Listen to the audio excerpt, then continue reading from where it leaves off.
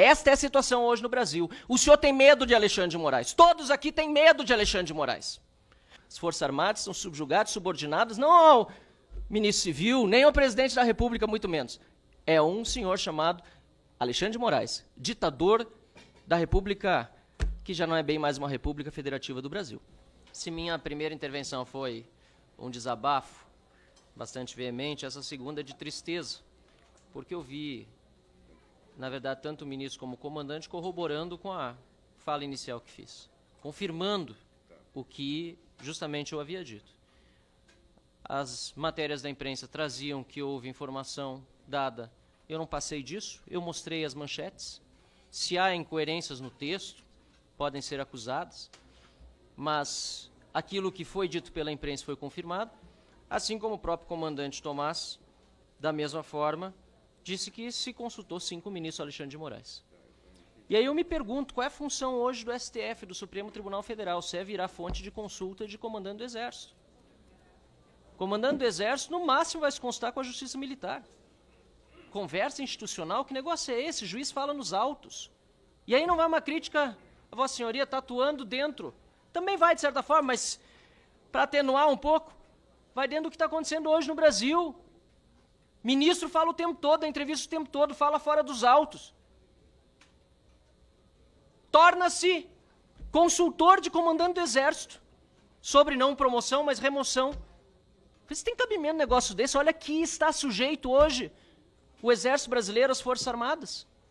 A sujeição das Forças Armadas hoje não é a lei, não é a Constituição. Como disse o ministro, ordem judicial cumpre se decidimos cumprir a ordem. O problema é que a ordem judicial é ilegal, deputado Crisóstomo. É inconstitucional. Então, o que o Exército está fazendo, o que o Ministério da Defesa está fazendo, é obedecendo a Alexandre de Moraes. É Alexandre de Moraes que manda nas Forças Armadas brasileiras.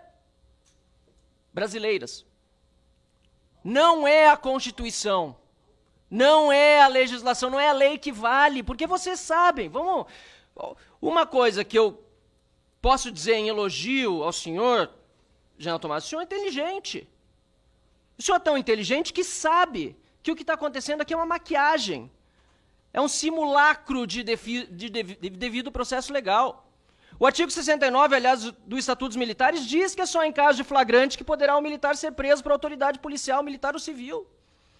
O senhor sabe que mesmo o caso, fora do contexto que o senhor citou aqui, teve participação, pelo menos, de coordenação do Exército. Esse negócio de entrar na Vila Militar, como fizeram, para fazer busca e apreensão, o senhor sabe que é absurdo, o senhor é inteligente. O senhor sabe que é ilegal. O senhor sabe que é inconstitucional. E o senhor sabe que está obedecendo a ordem de Alexandre de Moraes, desrespeitando a Constituição. Esta é a situação hoje no Brasil. O senhor tem medo de Alexandre de Moraes. Todos aqui têm medo de Alexandre de Moraes. O general Girão, que é general também do Exército, é deputado federal, diz que tem medo de falar porque a censura hoje é regra. E quem impõe é Alexandre de Moraes.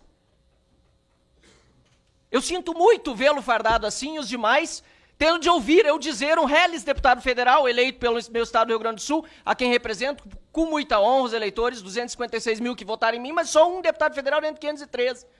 Mas eu sinto muito por fazê-lo ouvir de que o senhor tem medo de Alexandre de Moraes. Mas qual é a outra explicação? O senhor é cúmplice? Espero que não. Espero que não. Porque o que está sendo feito, o senhor disse que nunca falou algo contra um subordinado seu. Mas e os colegas de caserna? Um deles preso, ilegal, inconstitucionalmente, sofrendo as agruras do cárcere, privado do convívio com sua família. General Heleno, não lhe comove? Os demais generais, almirantes também. Essa é a situação que nós vivemos no Brasil e desculpem-me as palavras duras que são palavras talvez apenas e quem sabe serei censurado, perseguido, humilhado, não me importa. Não me importa, porque precisa ter alguém para dizer o que está acontecendo. Para dizer, porque saber todos sabem. Os senhores podem até dizer outras coisas. O ministro Monteiro Filho, José Múcio, disse também, né? Dentro da narrativa do governo, entendo, o senhor é parte do governo. Que a polícia do Distrito Federal demorou a chegar. O senhor sabe que não foi assim. A Força Nacional estava parada de prontidão do lado do Ministério da Justiça, não foi utilizada. O governo contribuiu. G. Dias, Gonçalves Dias. Onde viu? Onde está? Ninguém sabe, ninguém viu.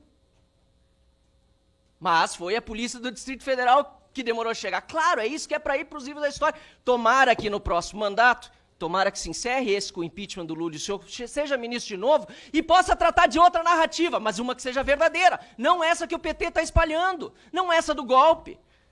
Eu entendo o seu papel, mas eu sei que o senhor entende o meu também, de oposição. E de buscar deixar bem claro aqui as perguntas que eu fiz e que não foram exatamente respondidas. Porque eu perguntei se o Código Penal Militar ainda existe. Porque para esses militares, inclusive os da ativa, não está valendo. Eu perguntei sobre a reação às ordens da justiça que eram ilegais. O senhor disse, não, cumpra-se da justiça, mas são ilegais, são inconstitucionais. O Exército, as Forças Armadas, o Ministério da Defesa, nada vai dizer quando uma ordem é ilegal, quando é inconstitucional. Não vai se pronunciar, é isso. Não obstante ilegais, não obstante sendo ordens de um ministro da Suprema Corte, que não é o presidente da República, fazendo o Exército cumpri-las a desagrado da Constituição, o Exército não vai se pronunciar. E se o problema é Senado, por exemplo, tem assessor parlamentar que chega, tem presidente do Senado, tem membro do Senado para lá conversar para fazer isso, o impeachment de um ministro, ou pelo menos a contenção da corte acontecer por meio daquele parlamento, daquele lado de lá.